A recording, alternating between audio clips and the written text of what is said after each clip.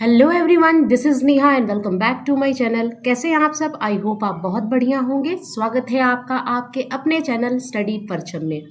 आज हमारी हिंदी पेडागोजी की चौथी क्लास है और इस सेशन में हम कुल 25 क्वेश्चन को डिस्कस करने वाले हैं, यानी टॉप 25 एमसीक्यू सेशन 4 है हमारा। और ये जो सेशन चल रहा है ये टारगेट सीटेड जुलाई 2024 के लिए है। तो इससे पहले 75 क्वेश्चन को 25-25 के सेशन में हमने कंप्लीट किया है। तो इससे पहले हमने 75 क्वेश्चन डिस्कस किए हैं और सारे क्वेश्चन इंपॉर्टेंट हैं आपके पेपर 1 और पेपर 2 दोनों के लिए। तो आप सभी बने रहिएगा लास्ट तक, वीडियो में स्किप नहीं कीजिएगा, क्योंकि ये सारे क्वेश्चन आपके हिंदी पेडागोजी में बहुत ज़्यादा हेल्प करने वाले हैं।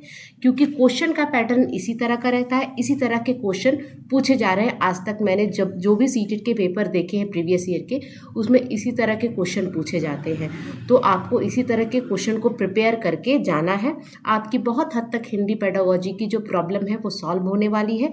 अगर आप मान लो कि हिंदी पेडागोजी के 100 क्वेश्चन भी आप सॉल्व करके जा रहे हो, प्रीवियस ईयर हुआ या कुछ नए क्वेश्चन, तो आपको बहुत अच्छे मार्क्स आने वाले हैं हिंदी पेडागोजी में, है ना। तो लास्ट तक बने रहिएगा। अगर आप चैनल पे नए हैं तो प्लीज़ चैनल को सब्सक्राइब कीजिए और बेल आइकन दबाइए, जिससे आपको नए वीडियो के नोटिफिकेशन मिलते रहेंगे। और जिन लोगों ने ऑलरेडी सब्सक्राइब कर लिया है उनको अपने फ्रेंड्स के साथ शेयर करना है, ताकि ज़्यादा से ज़्यादा लोग इस क्वेश्चंस का, इस सेशन का बेनिफिट उठा सके, है ना। तो आपने अगर इससे पहले की 3 वीडियो नहीं देखी है तो मैं डिस्क्रिप्शन बॉक्स में तीनों वीडियो के लिंक डाल दूंगी, आप जाइए उन तीनों वीडियो को देखिए। आपको बहुत अच्छा लगेगा आप जब 100 क्वेश्चन को सॉल्व करके 100 क्वेश्चन को समझते हुए जाओगे एग्जाम देने, है ना। एग्जामिनेशन में बहुत कम टाइम है, तो तैयारी जारी रखिए, ज़्यादा से ज़्यादा रिवीजन कीजिए और ज़्यादा से ज़्यादा प्रैक्टिस कीजिए, ठीक है। तो चलिए, ऑल द बेस्ट मेरी तरफ से आपको एग्जामिनेशन के लिए। और वीडियो को स्टार्ट करते हैं और पढ़ते हैं अपने पहले क्वेश्चन को। सबसे पहला क्वेश्चन है हमारा, प्रश्न पूछना, प्रतिक्रिया व्यक्त करना, परिचर्चा में भाग लेना और वर्णन करना, ये है क्या? ये आपको पूछना है। जैसे क्लासरूम में हम प्रश्न पूछते हैं, क्वेश्चन पूछते हैं, प्रतिक्रिया यानी अपना रिएक्शन देते हैं, परिचर्चा यानी डिस्कशन करते हैं, है ना। ग्रुप डिस्कशन हुआ, परिचर्चा में आप भाग लेते हो, डिबेट पे भाग लेते हो, वर्णन करते हो किसी भी चीज़ का। ये है क्या? हम 4 ऑप्शन को पढ़ेंगे और देखेंगे ये किसकी तरफ संकेत करता है। पहला ऑप्शन है केवल साहित्य गतिविधियां है, ये केवल साहित्य गतिविधियां है। सबसे पहले आप ध्यान दीजिएगा कि अगर कोई चीज़ एक्सट्रीम पर लेके जाए, यानी केवल ऑनली वाले कभी भी सही आंसर नहीं माने जाते हैं, ठीक है। भाषा आकलन के तरीके मात्र हैं, यानी आपके भाषा आकलन को क्या किया जा रहा है, का तरीका है ये, यानी आपकी भाषा को चेक किया जा रहा है। अगला है भाषा सीखने सिखाने तथा आकलन के तरीके हैं, ये ज़्यादा अच्छा लग रहा है सुनने में। केवल शिक्षण पद्धति है, ये शिक्षण पद्धति नहीं है। अब ये दोनों सही है, लेकिन अगर आप ऑप्शन नंबर 3 को देखोगे तो भाषा सीखने सिखाने तथा आकलन के तरीके मात्र तरीका है, ये क्या है? प्रश्न पूछना, प्रतिक्रिया व्यक्त करना, परिचर्चा में भाग लेना और वर्णन करना। यानी क्वेश्चन नंबर 1 का कौन सा आंसर सही हो जाएगा? सी हो जाएगा सही, ठीक है। आप भी साथ में इस क्वेश्चन को सॉल्व करते चलो और देखो कि कहाँ आपकी मिस्टेक हो रही है और आप कितने हद तक इस पूरे 25 क्वेश्चन को सॉल्व कर पा रहे हो। आज आपकी कुल 100 क्वेश्चन पूरी हो जाएगी, जो मैंने आपसे पहले भी प्रॉमिस किया था कि मैं 100 से 150 तक क्वेश्चन को सॉल्व कराने की कोशिश करूंगी, ठीक है। चलिए, दूसरा है बहुभाषिक एवं बहुसांस्कृतिक कक्षा में।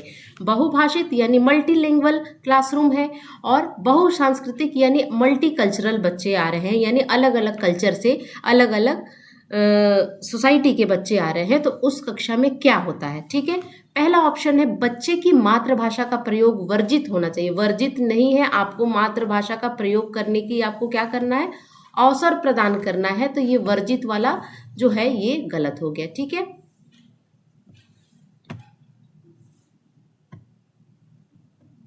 तो ये वर्जित तो होगा नहीं, ठीक है। तो और दूसरा क्या बोल रहा है, बच्चों की मातृभाषा को समुचित सम्मान स्थान देते हुए मानक भाषा से भी परिचित कराना चाहिए। अगला है बच्चों को केवल मानक भाषा के प्रयोग के लिए ही पुरस्कृत करना चाहिए, और है बच्चों की मातृभाषा का ही सदैव प्रयोग किया जाना चाहिए। आना चाहिए नहीं, जाना चाहिए, ठीक है। तो यहाँ पर आपको देखना है कि ये तो वर्जित, ये नेगेटिव है बहुभाषिता कक्षा में, ठीक है। इसको आप वर्जित नहीं कर सकते हो। यहाँ पे है कि क्या बच्चों की मातृभाषा को समुचित सम्मान स्थान देते हुए मानक भाषा का भी मानक भाषा से भी परिचय कराना चाहिए। ये बिल्कुल सही है, मानक भाषा का परिचय कराना है, आप मानक भाषा को यूज़ नहीं कराना। मानक हिंदी क्या होती है, जो बहुत ही डिफ़िकल्ट हिंदी होती है, ऑफिशियल लैंग्वेज, जब कोई लेटर हेड आता है या आप देखोगे कि आर्टिकल वगैरह होता है या पेपर वगैरह में जो लैंग्वेज को हम हिंदी पेपर में जो लैंग्वेज यूज़ करते हैं वो क्या होती है, मानक भाषा होती है, जो कि ज़्यादातर ऑफिशियल, जैसे आप एप्लीकेशन लिखने में प्रयोग करते हो तो मानक भाषा का प्रयोग नहीं करना है। आपको मातृभाषा को समुचित सम्मान देना है और यूज़ करने देना है। साथ ही मानक भाषा क्या होती है उससे आपको परिचय कराना है, इंट्रोड्यूस कराना है, यूज़ नहीं कराना है, इंट्रोड्यूस कराना है। इस चीज़ पर आप ध्यान रखिएगा, ठीक है। तो ये ऑप्शन सही है। बच्चों को केवल मानक भाषा का प्रयोग करना है, देखिए प्रयोग तो करना ही नहीं, इतने छोटे बच्चे हैं तो छोटे बच्चे मानक भाषा का कैसे, हम इतने बड़े हो गए हम नहीं यूज़ कर पाते हैं मानक भाषा, क्योंकि बहुत ही कठिन हिंदी मानी जाती है, तो वो कैसे करेंगे। बच्चों की मातृभाषा का सदैव प्रयोग किया जाना चाहिए, ठीक है, जाना चाहिए, सदैव किया जाना चाहिए, ठीक है, लेकिन हमेशा आपको इससे भी ज़्यादा अगर आपको बेटर ऑप्शन दिखेगा तो ऑप्शन नंबर बी है कि मातृभाषा का भी प्रयोग करने के लिए बोला जा रहा है, सम्मान का भी बोल रहा है, और साथ ही में आप एक मानक हिंदी का भी आप उसको इंट्रोड्यूस कराइए, है ना। तो option number B is the correct answer of this question. Now move on to next question. अगले क्वेश्चन की ओर हम बढ़ते हैं। क्वेश्चन नंबर 3, निम्नलिखित में से कौन सा भाषा शिक्षण का उद्देश्य है, यानी आपको ऑब्जेक्टिव बताना है लैंग्वेज टीचिंग का, है ना। उद्देश्य क्या है। पहला है निजी अनुभवों के आधार पर भाषा का सृजनशील प्रयोग करना। ये तो सही लग रहा है सुनने में कि निजी अनुभव के आधार पर भाषा को बहुत अच्छे से प्रयोग, सृजनशील प्रयोग मतलब बहुत खूबसूरती से प्रयोग करना। दूसरा, भाषा सीखते समय त्रुटियां बिल्कुल ना करना।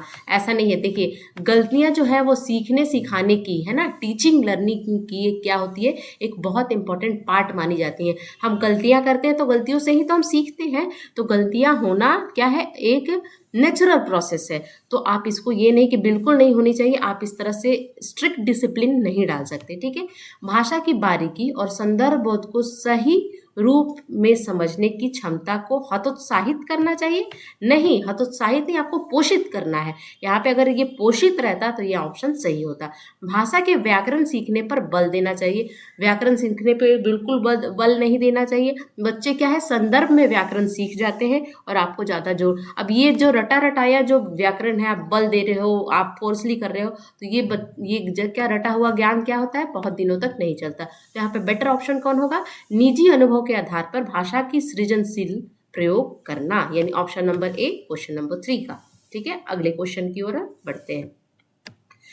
प्राथमिक स्तर पर भाषा शिक्षण की प्राथमिकता होनी चाहिए, यानी प्राथमिकता का यानी सबसे पहले भाषा शिक्षण में, प्राथमिक कक्षा में शिक्षण, भाषा शिक्षण में सबसे पहले क्या होना चाहिए, यानी सबसे जरूरी, सबसे इम्पोर्टेंट क्या होनी चाहिए वो आपको बताना है।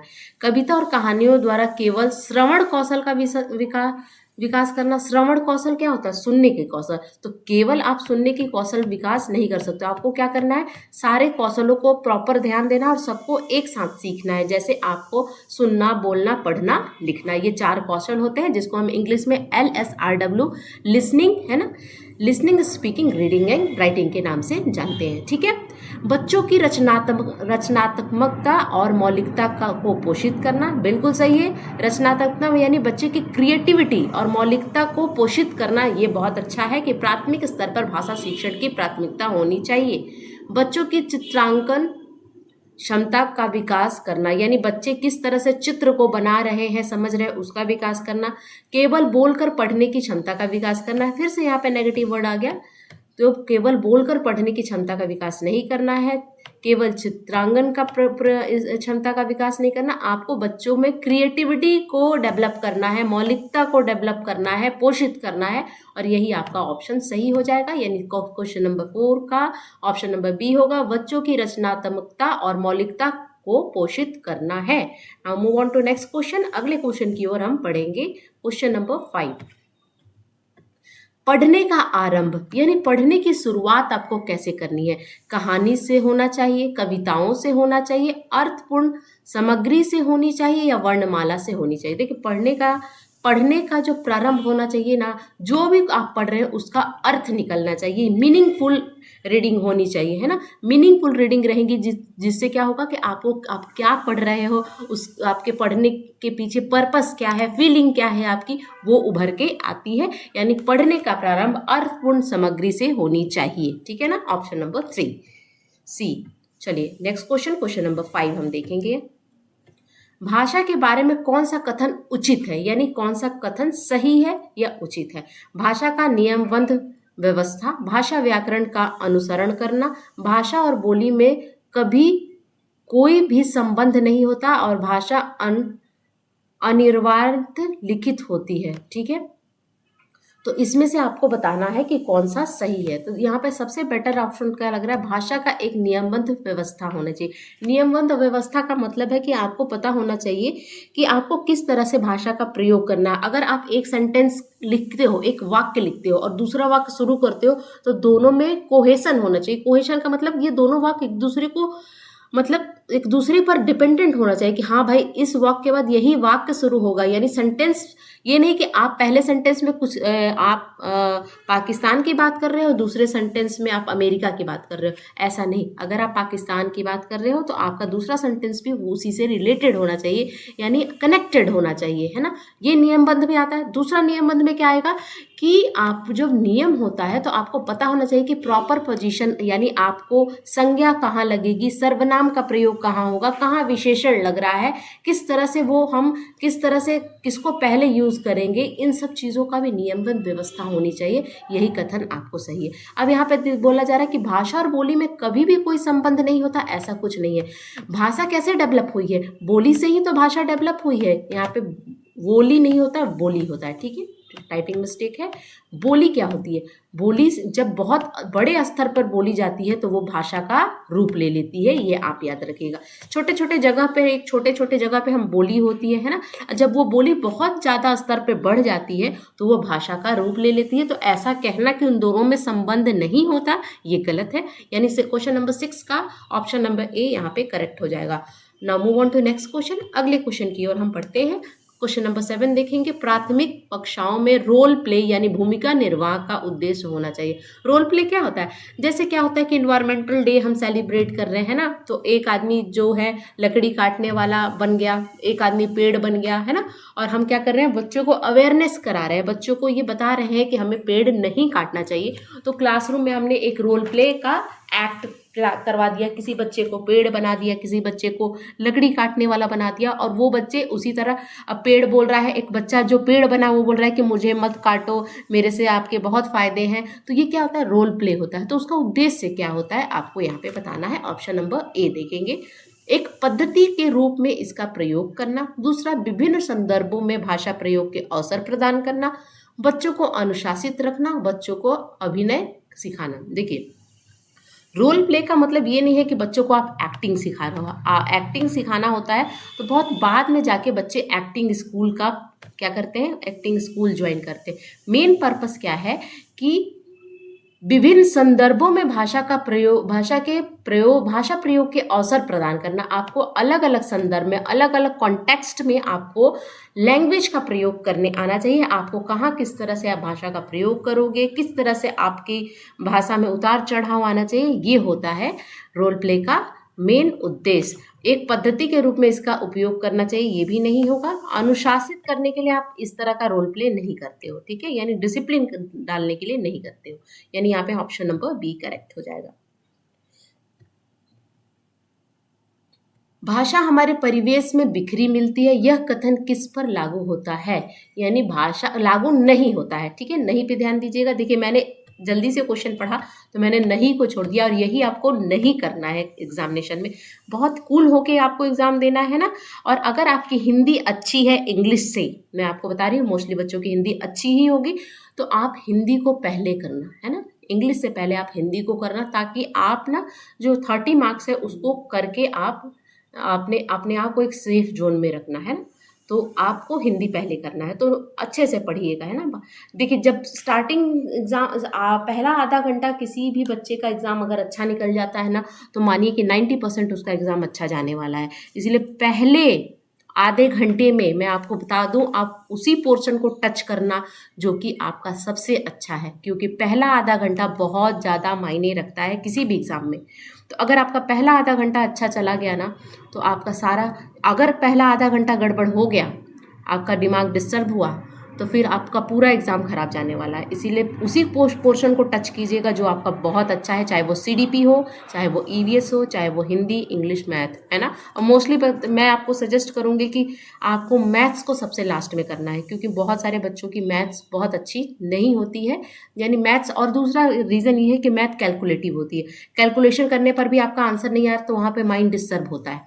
तो वो आप लास्ट में कीजिएगा, ज़्यादा से ज़्यादा टाइम बचा के रखिएगा मैथ्स के लिए, और आपको मैथ्स सबसे लास्ट में सॉल्व करना है, ठीक है। तो भाषा, तो यहाँ पे भाषा, हम क्वेश्चन पर आते हैं।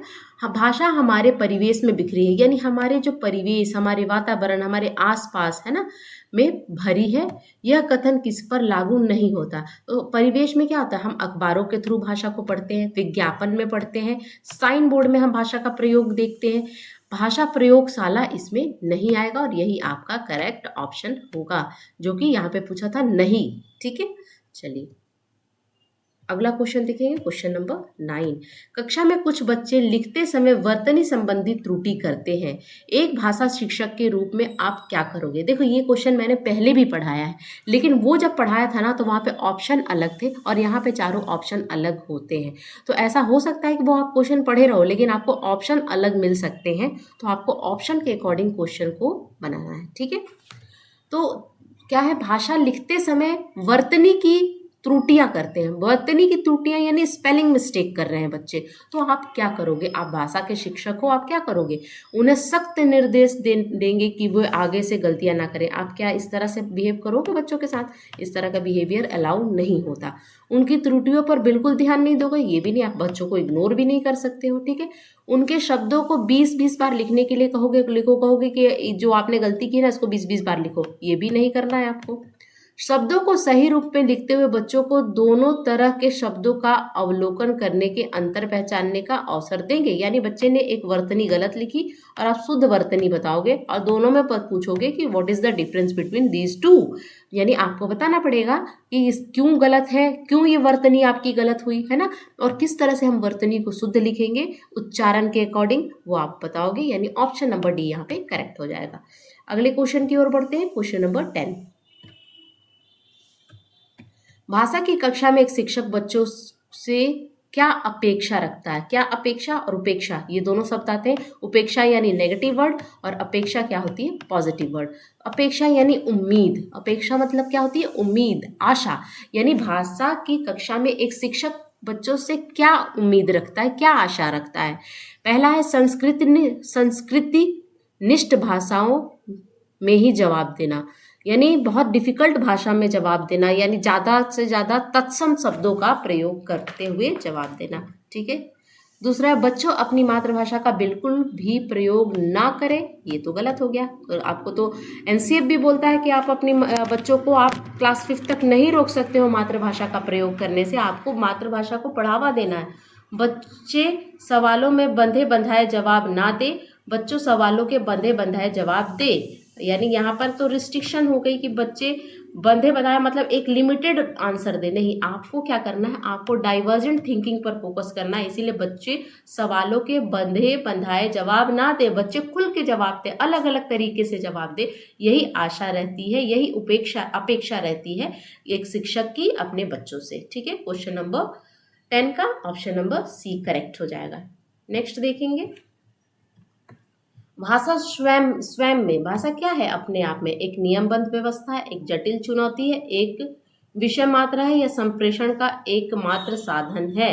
क्या है भाषा, आपको बताना है। तो भाषा एक नियमबद्ध व्यवस्था है ना, एकमात्र साधन नहीं है। यहाँ पे फिर ओनली आ गया, वन ऑफ द क्या है, वन ऑफ द रिसोर्सेज है भाषा, लैंग्वेज, यानी एकमात्र रिसोर्स नहीं है, ओनली रिसोर्स नहीं है, तो एक नियमबद्ध व्यवस्था है, यही यहाँ पे भाषा स्वयं में एक नियमबद्ध व्यवस्था है, ठीक है।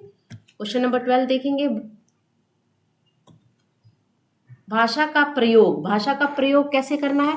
केवल मुद्रित सामग्री से में होना चाहिए, जीवन के विभिन्न संदर्भों में होता है, केवल परीक्षा में होता है, केवल पाठ्य पुस्तक में होता है। अब यहाँ पर देखिए आपको ज़्यादा यहाँ पे केवल पाठ्य पुस्तक भी एक तरफा ले जा रहा है आपको, केवल मुद्रित सामग्री में नहीं होगा, केवल परीक्षा में नहीं होगा, जीवन के विभिन्न संदर्भों में यानी जीवन के हर पहलू में, हर जगह, हर स्थिति में आपको भाषा का प्रयोग करना आना चाहिए, होता भी है। ठीक है, यानी क्वेश्चन नंबर 12 का ऑप्शन नंबर बी यहाँ पे सही हो जाएगा। क्वेश्चन नंबर 13 देखेंगे।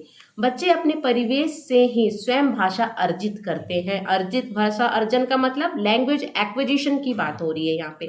बच्चे अपने परिवेश से स्वयं भाषा अर्जित करते हैं, इसका एक निहितार्थ यह है कि, यानी इसके कहने का क्या मतलब है, बच्चों को केवल लक्ष्य भाषा पर ही परिवेश उपलब्ध कराना चाहिए। लक्ष्य भाषा क्या होती है? Target language. अगर हिंदी भाषी बच्चा है, हिंदी उसकी मदर टंग है और हिंदी को उसने एक्वायर किया है, तो उसकी लक्ष्य भाषा हो जाती है इंग्लिश, यानी टारगेट लैंग्वेज, जिसको सीखने में आपको एफर्ट लगाना पड़ता है और आपको हिंदी सीखने में कोई भी एफर्ट लगाना नहीं पड़ता है। इंग्लिश सीखने के लिए आपको कॉन्शियस एफर्ट लगाना पड़ता है ना, आप बहुत ही आपको मेहनत करनी पड़ती है। ठीक है, तो केवल लक्ष्य भाषा का ही परिवेश मिलना चाहिए, ये गलत है। बच्चों को अत्यंत सरल भाषा का परिवेश उपलब्ध कराया जाए, बच्चों को बिल्कुल भी भाषा ना पढ़ाई जाए, बच्चों को समृद्ध भाषीय परिवेश उपलब्ध कराया जाए, यानी आपको भरपूर भाषीय परिवेश बच्चों को उपलब्ध कराना है ना, बच्चों को बहुत अच्छा परिवेश, बहुत अच्छा माहौल प्रदान करना है। यही है बच्चे अपने परिवेश से स्वयं भाषा अर्जित कर लेंगे। अगर आप अच्छा परिवेश, अच्छा इन्वायरमेंट दोगे बच्चे को, तो वो अपने आप बिना किसी एफर्ट के भाषा का अर्जन कर लेते हैं। ठीक है, नेक्स्ट क्वेश्चन है क्वेश्चन नंबर 14 देखेंगे। भाषा सीखने सिखाने का उद्देश्य, भाषा सीखने सिखाने का क्या उद्देश्य होता है? दूसरों की बात समझना सीखना, दूसरों की बात समझना सीखना, अपनी बात की पुष्टि के लिए तर्क देना, विभिन्न स्थितियों में भाषा का प्रभावी प्रयोग करना, या अपनी बात का कहना सीखना। देखिए ये तीनों ऑप्शन जो हैं आपको यहाँ पर दिखेंगे। एक मिनट, ये जो तीनों ऑप्शन दिख रहे हैं ना आपको, ऑप्शन नंबर ए, बी और डी, ये तीनों आपको इस वाले यानी ऑप्शन नंबर सी में दिखेंगे।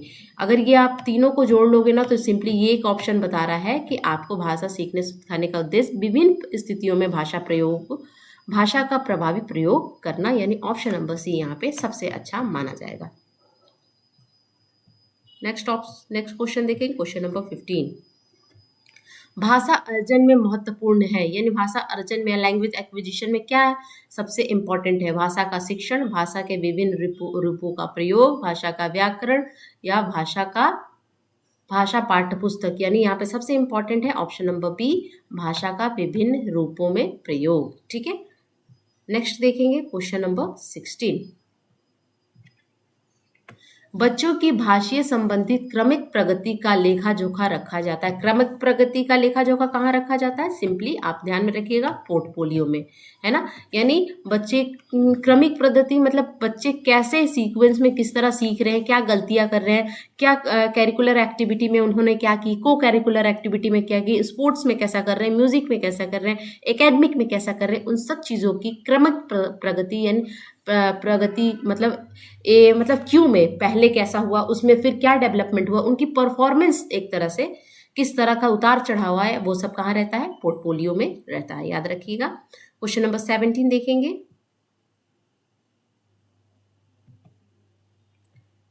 भाषा की पाठ्य पुस्तक साध्य है, भाषा सीखने का एकमात्र संसाधन है, अभ्यास परक की ही होनी चाहिए, या साधन है? ये एक साधन है, ऑप्शन नंबर डी यहाँ पे करेक्ट हो जाएगा। ये क्वेश्चन मैंने पहले भी कराया है, ये एक साधन है। ठीक है, नेक्स्ट क्वेश्चन है, पाठ पढ़ने पढ़ाने के बाद किस तरह के सवाल बच्चों की समझ का मूल्यांकन करने में सहायक नहीं होते हैं? पाठ पढ़ने पढ़ाने के बाद, यानी जब आपने पूरी चैप्टर पढ़ा दी, चैप्टर पढ़ाने के बाद बच्चों से कुछ क्वेश्चन किए जाते हैं कि बच्चों ने किस हद तक पूरे चैप्टर को समझा है, पूरे पाठ्य को समझा है। तो आपको किस तरह के क्वेश्चन नहीं करेंगे, यानी किस तरह के क्वेश्चन करने चाहिए और किस तरह के क्वेश्चन नहीं करने चाहिए, इसका आपको पूरा ध्यान और ज्ञान होना चाहिए। क्यों कैसे वाले प्रश्न तो करने चाहिए, इससे पता चलेगा कि बच्चे ने बच्चे किस तरह से सोचते हैं, कितना समझा उन्होंने, क्या शिक्षा मिलती है वाले प्रश्न, यदि तो वाले प्रश्न पढ़े गए पाठ से जुड़े हुए अपने निजी अनुभव व्यक्त करने का, ये भी होना चाहिए। ये भी होगा, क्या नहीं सहायक होगा, क्या शिक्षा मिली, ये वन वर्ड आंसर हो जाता है। और आपको क्या करना है, डाइवर्जेंट थिंकिंग पर फोकस करना है। इसीलिए आपको ये तीनों क्वेश्चन पूछने चाहिए। कौन सा क्वेश्चन सही नहीं रहेगा, ऑप्शन नंबर वो, क्या शिक्षा मिलती है, मतलब ज़्यादा प्रभावी नहीं रहेगा। प्रभावी ये भी रहता है क्योंकि आप देखोगे क्लासरूम में टीचर पूछती है कि बताओ इस कहानी से आपको क्या शिक्षा मिली, लेकिन जब आपको भाषा का और बच्चों की समझ का आकलन करना है तो आपको इन सब प्रश्नों पर ज़्यादा ध्यान देना पड़ेगा। ठीक है, नेक्स्ट क्वेश्चन देखेंगे, क्वेश्चन नंबर 19। प्रत्येक बच्चे में भाषा सीखने की क्षमता जन्मजात होती है, इसका क्या अर्थ होता है। भाषा सीखने की क्षमता जन्मजात होती है, ये बात किसने कही थी, ये बात हमने चॉम्स्की ने कही थी। नॉम चॉम्स्की थे जो कि बहुत अच्छे लैंग्वेज डेवलपमेंट पे उन्होंने बहुत अच्छा काम किया। उन्होंने बताया कि हर बच्चा भाषा सीखने की क्षमता के साथ पैदा होता है, भाषा के साथ पैदा नहीं होता, भाषा सीखने की क्षमता के साथ पैदा होता है, इसीलिए वहाँ पे जन्मजात उनकी क्षमता होती है। ठीक है, तो इसका अर्थ क्या होगा, क्या अर्थ है, बच्चा रट्टा मारता है, रट्टा मारने से क्षमता का क्या लेना देना, बच्चा नकल करके सीखेगा, ये भी नेगेटिव वर्ड है। क्षमता का मतलब है कि बच्चे सीख सकते हैं, बच्चे के मस्तिष्क में भाषा अर्जन क्षमता होती है, बच्चा मातृभाषा के सहारे भाषा सीखता है, ये भी नहीं होगा। बच्चे अच्छा, उनका जो नॉम चॉम्स्की थे उनका ये मानना था कि हमारे माइंड में ना लैंग्वेज एक्विजिशन डिवाइस होती है, LAD की बात किन्होंने की, नॉम चॉम्स्की ने की। तो उन्होंने क्या बोला कि हमारे माइंड में ना एक लैंग्वेज एक्विजिशन डिवाइस है। ऐसा नहीं मान सकते कि मतलब ये सच में ऐसा डिवाइस कुछ नहीं होता, उनका एक मानना था, एक इमेजिनेशन था कि हमारे माइंड में एक ऐसी डिवाइस होती होगी जिससे हम किसी भी भाषा को सीख सकते हैं और वो कैपेबिलिटी हमारे में होती है, एबिलिटी होती है हमारे में। तो ये उनका मानना था ऐसा। लेकिन अगर आप माइंड को कभी किसी ने खोला हो तो ऐसी कोई डिवाइस आपको नहीं मिलेगी, लेकिन वो एक मानते थे कि इस तरह की डिवाइस होती है जिसके कारण हम भाषा का अर्जन कर सकते हैं, यानी ऑप्शन नंबर सी यहाँ पे करेक्ट हो जाएगा। आधुनिक भाषा विज्ञान के जनक हैं, आधुनिक भाषा विज्ञान के जनक कौन है, क्या वो वाइगस्की है, क्या वो प्याजे है, क्या वो चॉम्स्की है, या वो फ्राइड है, तो वो है चॉम्स्की। वाइगस्की और प्याजे क्या थे, ये थे रचनावादी यानी कंस्ट्रक्टिविस्ट थे। इन्होंने एक थे रेडिकल कंस्ट्रक्टिविस्ट और एक थे सोशल कंस्ट्रक्टिविस्ट। फ्रॉइड ने तो साइकोसेक्सुअल थ्योरी दी थी, है ना, तो जिसमें ईगो और सुपर ईगो के बारे में हम पढ़े थे। तो यहाँ पे आधुनिक भाषा विज्ञान के जनक कौन है, नॉम चॉम्स्की। ठीक है, चलिए नेक्स्ट हम देखेंगे क्वेश्चन नंबर 21। प्राथमिक शिक्षा में हिंदी भाषा की कक्षा का प्रमुख उद्देश्य क्या है, यानी हिंदी भाषा शिक्षा की प्रमुख उद्देश्य देखेंगे, पठन कौशल विकसित करना, सांस्कृतिक समझ को बढ़ावा देना, लेखन कौशल में सुधार या व्याकरण नियमों पर ध्यान केंद्रित करना। यानी यहाँ पे सबसे इम्पॉर्टेंट है सांस्कृतिक समझ को बढ़ावा देना, यहाँ पे बेस्ट होगा, क्योंकि प्राथमिक शिक्षा में हिंदी भाषा शिक्षण का उद्देश्य माना जाता है। केवल पठन कौशल, केवल लेखन कौशल, ये दोनों केवल वाले नहीं हो सकते हैं। व्याकरण नियमों पर ध्यान केंद्रित करना, ये भी नहीं होगा। मेन है आपको कल्चर के कॉन्टेक्स्ट में आपको भाषा की समझ में बढ़ावा देना। नेक्स्ट है क्वेश्चन नंबर 22। प्राथमिक छात्रों में हिंदी भाषा के प्राप्ति को बढ़ावा देने के लिए कौन सी निर्धारक विधि है, यानी हिंदी भाषा को बढ़ावा देने के लिए कौन सी विधि हेल्प करेगी। कठिन व्याकरण अभ्यास, संगीत के गीतों की हिफाजत, कहानी सुनना और संवादात्मक तंत्र या शब्दावली का रट लेना, यानी कहानी सुनना और संवादात्मक सत्र, ये सबसे ज़्यादा हेल्प करेगा प्राथमिक स्तर में भाषा को प्राप्त करने में। ठीक है, ऑप्शन नंबर सी यहाँ पे करेक्ट हो जाएगा। क्वेश्चन नंबर 23 देखते हैं। हिंदी भाषा में शिक्षण शब्द का क्या मतलब, हिंदी भाषा में शिक्षण शब्द का क्या मतलब, पठन समझ है, शिक्षा विधि है, शब्दावली विकार है, या व्याकरण परीक्षण है, क्या है ये, है ना। यानी शिक्षण का मतलब क्या होता है, शिक्षण विधि। शिक्षण का मतलब क्या है, शिक्षण विधि, यानी आप किस मेथड से, क्या किस तरीके से बच्चे को आप समझा रहे हो, ये होती है शिक्षण का मतलब, शिक्षण विधि से। ठीक है।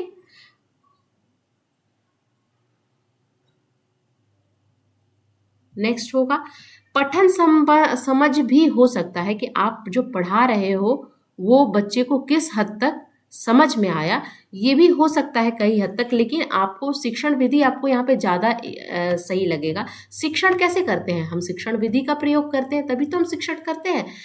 कभी हम क्या करते हैं, ऑडियो का यूज़ करते हैं, और कभी हम वीडियो का यूज़ करते हैं, कभी हम साइन लैंग्वेज का यूज़ करते हैं, कभी हम दृश्य दिखा के बच्चों को समझाते हैं, है ना, पिक्चर रीडिंग के थ्रू समझाते हैं, है ना। इस तरह ये क्या शिक्षण, क्या शिक्षण विधि पर डिपेंड करती है। ऑप्शन क्वेश्चन नंबर 24 देखेंगे, हिंदी भाषा शिक्षण में तकनीकी का सम्मिलन किस प्रकार से कारीगर है, यानी टेक्नोलॉजी का जो हम टेक्नोलॉजी को इंक्लूड करते हैं हिंदी भाषा शिक्षण में, वो किस तरह से कारीगर है, कितना हेल्पफुल है ना। भाषा विकास को बाधित करता है, ऐसा नहीं है। टेक्नोलॉजी क्या है, आपको किसी भी चीज़ को पढ़ाएगा और किसी भी चीज़ की स्पीड को बढ़ाएगा, किसी भी चीज़ की समझ को बढ़ाएगा टेक्नोलॉजी। रचनात्मकता और बुद्धिमत्ता को बढ़ावा देता है, बिल्कुल सही। क्रिएटिविटी को बढ़ावा देता है, आपकी इंटेलिजेंस को, बुद्धिमत्ता मतलब होता है आपकी इंटेलिजेंस को बढ़ाता है, आपकी रचनात्मकता को बढ़ाता है। अब आपको पहले पता होगा कि पहले के जो छोटे बच्चे होते थे, अभी आप देखोगे कि टेक्नोलॉजी का इतना ज़्यादा इफ़ेक्ट है कि अभी आप जो प्री प्राइमरी वाले बच्चे होते हैं, जो एलकेजी यूकेजी नर्सरी में पढ़ते हैं, वो कितने अच्छे से मोबाइल को हैंडल करते हैं, ऐप खोल लेते हैं, गूगल प्ले खोल लेते हैं, सब खोल लेते हैं, है ना। तो कितने अच्छे से, अगर आप अगर उसी एज के, अगर आप 20 साल पहले चले जाओ, या हम जब छोटे थे तो हमें तो इन सब चीज़ें समझ ही नहीं थी। तो टेक्नोलॉजी से रचनात्मकता बढ़ती है, मतलब क्रिएटिविटी बढ़ती है, और बच्चों का इंटेलिजेंस भी बढ़ता है ना। इसीलिए अभी आप देख रहे हो कि 93% लाना बहुत बड़ी बात नहीं है क्लास 10th में, लेकिन जब हमारे टाइम में 93% शायद ही किसी बच्चे का आता था, है ना। तो ये होती है टेक्नोलॉजी यानी तकनीकी का फ़ायदा। यानी जैसे जैसे टाइम बढ़ रहा है, तकनीकी बढ़ रही है, और अभी जो बच्चे कर रहे हैं ना, आज से 10 साल बाद वाले बच्चे उससे भी ज़्यादा एडवांस आपको मिलेंगे, है ना। तो ये होती है तकनीकी का बहुत अच्छा यूटिलाइजेशन, यानी ऑप्शन नंबर बी। आज का लास्ट क्वेश्चन देखते हैं, और आज इस पूरे सेशन का, हिंदी पेडागोजी सेशन का, जो कि टारगेट सीटेड जुलाई 2024 के लिए मैंने रखा था, उसका ये 100 नंबर का क्वेश्चन है। आज का 25वां क्वेश्चन है, लेकिन आज हम 100वां क्वेश्चन को पढ़ रहे हैं, यानी हमने बहुत क्वेश्चन डिस्कस किए, है ना, और ये बहुत ज़्यादा आपको हेल्प करने वाले हैं, है ना। हिंदी भाषा शिक्षण के छात्रों के बोलने कौशल का मूल्यांकन करने के लिए सबसे प्रभावी तरीका कौन सा है। मूल्यांकन करने के लिए यानी बोलने का मूल्यांकन, यानी आप बोलने का कौशल, आप किस तरह से बोल रहे हो, आपको स्पीकिंग स्किल का जो कौशल है उसको आपका मूल्यांकन करना है, आपको इवेल्युएट करना है, उसका प्रभावी तरीका आपको बताना कि किस तरह से आप बोलने वाली स्किल का मूल्यांकन करोगे। उसका प्रभावी तरीका, लिखित परीक्षा। लिखित परीक्षा से बोलने का क्या मतलब, मौखिक प्रस्तुतिकरण, बहुविकल्पिक परीक्षण, या होमवर्क असाइनमेंट नहीं होगा। बहुविकल्पिक प्रश्न यानी MCQ के थ्रू। मौखिक प्रस्तुतिकरण यही आपका होगा। मौखिक प्रस्तुति जब आप कुछ बोलोगे, है ना, कुछ प्रेजेंट करोगे, जैसे आप भाषण दे रहे हो, आप वाद विवाद कर रहे हो, तो आपका वहाँ पे बोलने का कौशल जो है वो दिखेगा, और उससे आप बच्चे का आकलन कर सकते हो, मूल्यांकन कर सकते हो। तो ये थी आज की वीडियो। अगर आपको अच्छा लगा होगा तो लाइक कीजिएगा, शेयर कीजिएगा एंड सब्सक्राइब कीजिएगा। मिलती हूँ आपसे नेक्स्ट अच्छे वीडियो में। अब एक जो नया वीडियो आने वाला है वो है, बहुत इंपॉर्टेंट टॉपिक है, प्याजे, वाइगस्की एंड कोलबर्ग से रिलेटेड। ये बहुत इंपॉर्टेंट टॉपिक है। CDP में 10 नंबर के क्वेश्चन आपको हर साल इस टॉपिक से मिलेंगे, तो हम उन टॉपिक को समझेंगे और उससे रिलेटेड MCQ बहुत सारे सॉल्व करने वाले हैं। तो आप बने रहिएगा चैनल पर। मिलती हूँ आपसे नेक्स्ट वीडियो में, तब तक के लिए thank you so much for watching. Bye.